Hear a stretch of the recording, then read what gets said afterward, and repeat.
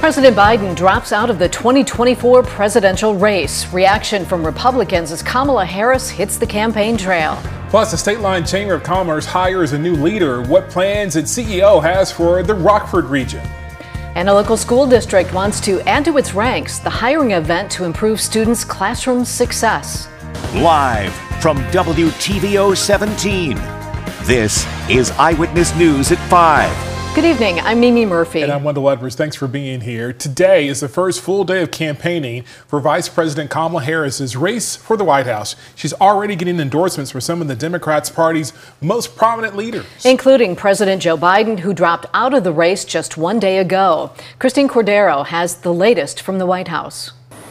Vice President Kamala Harris hits the campaign trail now as the presumptive Democratic presidential candidate. Harris posting on social media, "It's the first full day of our campaign, so I'm heading up to Wilmington, Delaware later to say hello to our staff in HQ. One day down, 105 to go. Together, we're going to win this." Today at a White House event for student athletes, her first public comments since President Biden withdrew from the race with a salute to her boss.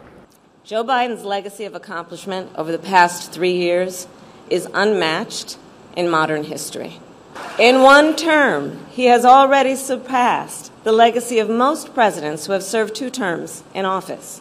Republican vice presidential nominee J.D. Vance started his first full week on the GOP ticket campaigning with a solo event in his hometown near Cincinnati. And now, ladies and gentlemen, after 4 years of Joe Biden's presidency, or whoever actually is calling the shots in Joe Biden's White House, are we ready to re-elect President Donald J. Trump again? Vance shared the stage with running mate former President Trump in Michigan over the weekend, polling the crowd as they're now forced to change course. So who would you like to most run against if you're us, if we want to win? Ready? Kamala Harris. Crooked Joe Biden.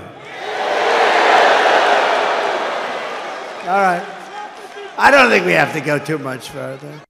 President Biden's team says he plans to campaign in battleground states very aggressively with Vice President Harris as soon as his doctor gives him the COVID all clear.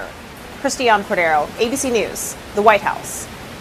U.S. Senate Majority Whip Dick Durbin reacts to President Biden dropping out of the race. He's showing support for Vice President Kamala Harris. The senior Illinois senator saying, quote, "I'm proud to endorse my former Senate colleague and good friend, Vice President Kamala Harris. Our nation needs to continue moving forward with unity and not MAGA chaos." Vice President Harris was a critical partner in building the Biden record over the past 4 years. Republican Congressman Darren LaHood also weighing in, saying, quote, "It's been clear that President Biden cannot serve 4 more years, but serious concerns remain about whether he can fulfill his duty over the next 4 months. No matter who the Democratic Party installs, Americans are not buying the open border, soft on crime, and out-of-touch policies they're selling." The Greater Rockford Chamber of Commerce hires a new CEO. Angela K. Larson has been chosen as the organization's chief executive officer. She's a longtime resident of the Rockford area and has worked in several industries, including manufacturing, healthcare, and agriculture. Larson plans to use her extensive experience to develop and support local business communities. The organization is working to refresh the services available to members. Immediately what I'd like to do is create an environment where everybody feels welcome and part of the chamber. That's all of the area chambers, that's the business owners, the business leaders, bringing everybody together and letting them know that the Greater Rockford Chamber of Commerce is here to help elevate us all. The Chamber of Commerce also is developing a strategic plan for the region as long-term goals are developed. Severe weather causes Rockford drivers to see a rise in prices at the pump. The average price of gas now sits at $3.66 a gallon. That's 6 cents higher than last week and nearly 18 cents higher than a month ago. Experts at Gas Buddy say last week's storms knocked out power at a major refinery outside of Chicago. That caused prices to rise across Illinois, Wisconsin, Michigan, and Indiana. Drivers in South Beloit may want to find another route to work next week. July 30th, Black Hawk Boulevard will be closed at the Union Pacific Railroad crossing just south of Turtle Creek. Crews will work to remove and replace its at-grade crossing. A detour will be marked directing traffic to Gardner Street. Work is expected to be complete by August 4th. A local school district is hiring across multiple positions. RPS 205 is set to hold a hiring event Wednesday. The district has several openings, including teachers, substitutes, paraprofessionals, and other student support positions. The fair will allow applicants to meet with recruiters in person and participate in on-site interviews. Recruitment officers say every role in the district is important for student success.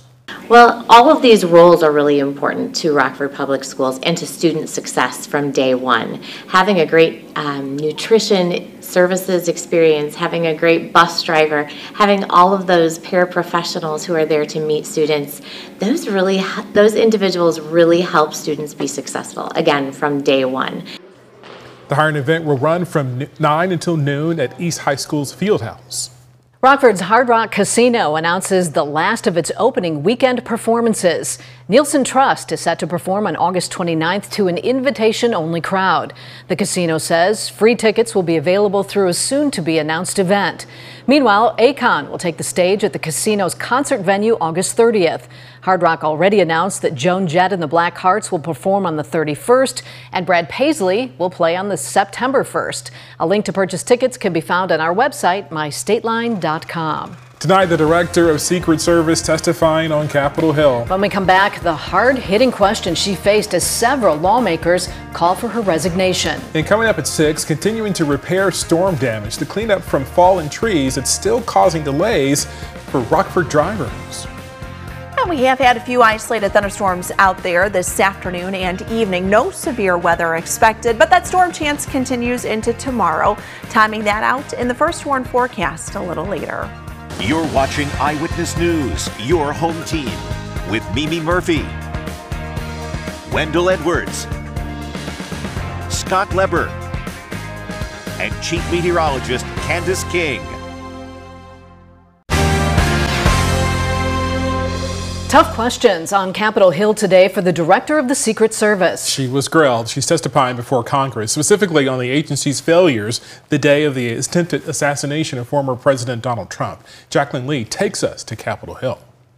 A combative testimony on Capitol Hill as U.S. Secret Service Director Kim Cheadle appeared before the House Oversight Committee Monday. You have offered no reason for this committee, this body, or the American people to trust you or the Secret Service today. The idea that we're getting less than you did on television is something that Democrats, Independents, or Republicans are going to find unacceptable. Cheadle coming under scrutiny after a gunman attempted to assassinate former President Donald Trump at a campaign rally in Butler, Pennsylvania earlier this month. The assassination attempt of former President Donald Trump on July 13th is the most significant operational failure of the Secret Service in decades, and I am keeping him and his family in my thoughts. Republican Ohio Representative Jim Jordan demanding to know whether the agency denied requests from former President Trump's security detail for additional resources. Were you guessing or lying when you said you didn't turn down requests from President Trump's detail? Neither, sir, and I appreciate the question. So what I can tell you is that for the event in Butler, there were no requests that were denied. Lawmakers digging in on why the rally was not paused when there were reports of a person of interest an hour before shots were fired. 20 minutes before the shooting began, the state police informed the Secret Service of their concern. Now, the rally was not paused at that point, correct? No. Multiple Republicans and at least one Democrat are calling for Cheadle to resign over her handling of the attempt. I don't want to add to the director's terrible, horrible, no good, very bad day. But I will be joining the chairman in calling for the resignation of the director. Cheadle refusing to resign, citing her 30 years of service and stating she is determined to find out why there was a security lapse. I think that I am the best person to lead the Secret Service at this time. The Department of Homeland Security Inspector General opened 3 separate investigations into what went wrong. The FBI is also leading a criminal investigation. Jacqueline Lee, ABC News, Los Angeles. Haze lingers in the sky over the state line. After the break, Candace tells us about our chances for rain over the coming days.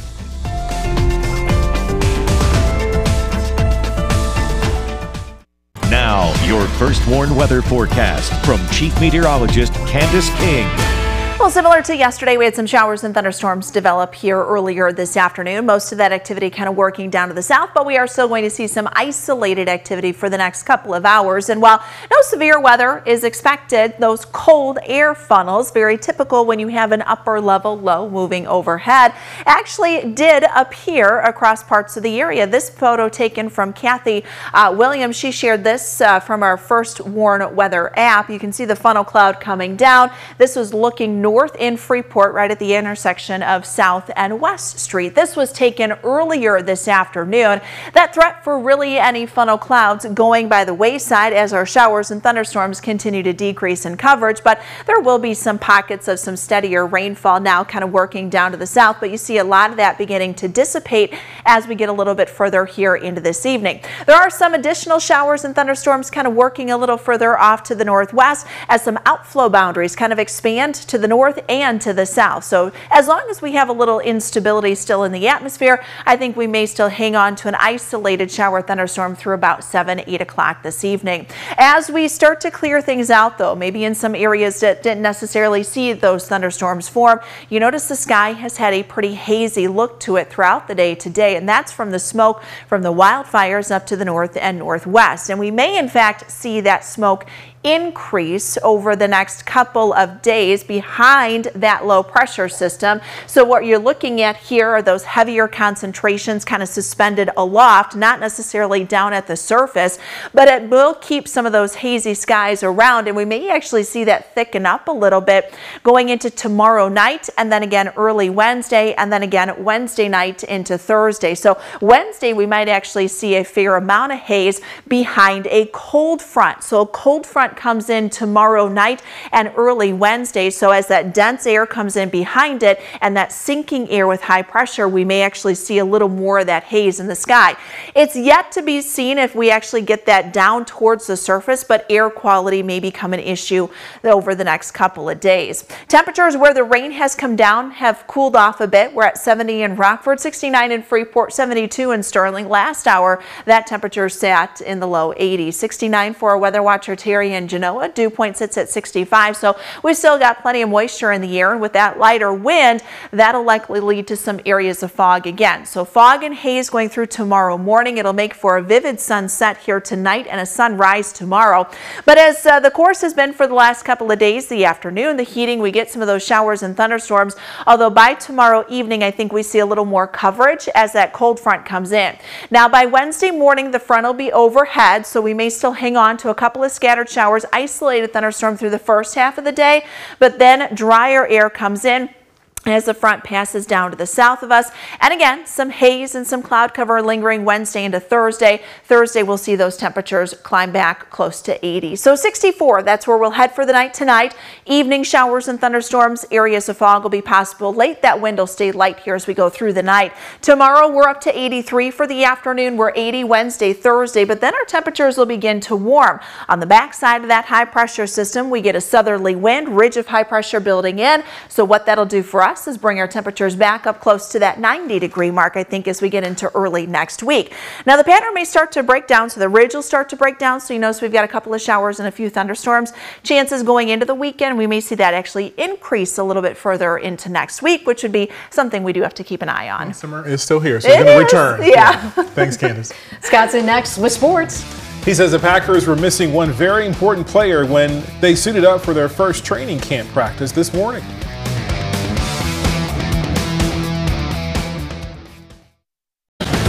Now sports with sports director Scott Lever.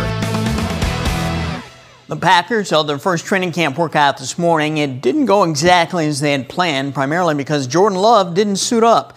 His agent has told him not to until he gets a new contract from the Packers, one that could pay him $50 million a year.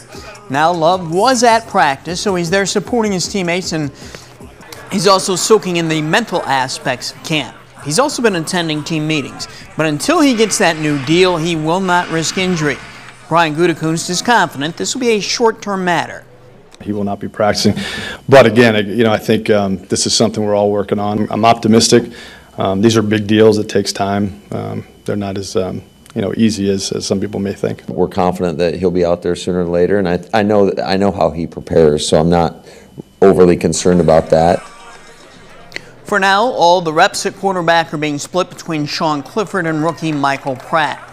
The Bears hit the practice field again today in Lake Forest after a full weekend. Kyler Gordon says he's impressed by the depth of talent on the team. Yeah, just having guys that be able to come in and have no drop-off, you know, because we always talk about that, maximizing those reps, whether they're mental or physical and stuff, and that's what those guys do. We get in the film room, we talk, everyone's talking. It's not like it's just the starters or anybody, like we're all like one whole group. Well, it's definitely now or never this week for the Cubs if they want to make a run at the Brewers. The two teams will open up a 3-game series tonight at Wrigley Field. The Cubs are currently 10 games behind the Brewers. The White Sox are in Texas to take on the Rangers tonight. The Sox have lost their last 7 games and 10 of their last 11. They'll have Eric Fetty pitching tonight, and it could be his last start for the Sox if he gets traded. The Ice Hogs have another goaltender under contract for next season. They've re-signed Mitchell Weeks to a 2-year AHL contract. Weeks has split the last 2 seasons between the Ice Hogs and the Indy Fuel. Ice Hogs GM Mark Bernard loves Weeks' attitude and his work ethic. Weeks is 23 years old. That's sports. We'll be right back. So you were telling us there was no threat for tornadoes, but there was a funnel cloud spotted in the Freeport area? Yes, yeah. So a couple hours ago, had a picture sent in, actually a couple of pictures, kind of looking north from Freeport, a couple of cold air funnels. So when you typically get these upper level lows, a lot of times they have colder air with them. And so what that does is it kind of increases some instability. So when we had the heating of the day, there's not a lid on the atmosphere, so the clouds build up. That kind of causes the air mass, think of it, to stretch a little bit. So oftentimes that's how you get some of those funnels, and very rarely do they ever touch the ground. I mean, we don't have wind shear, which is one of the ingredients you need for tornado formation, so very rarely do they touch the ground, and they really don't pose too much of a threat to the public. So thank goodness. It is, right. Yes, especially after the weather we had last week. Now we do have some thunderstorms in the forecast for tomorrow, limited on the severe threats. Thanks, Candace. Thanks for watching. See you at 6.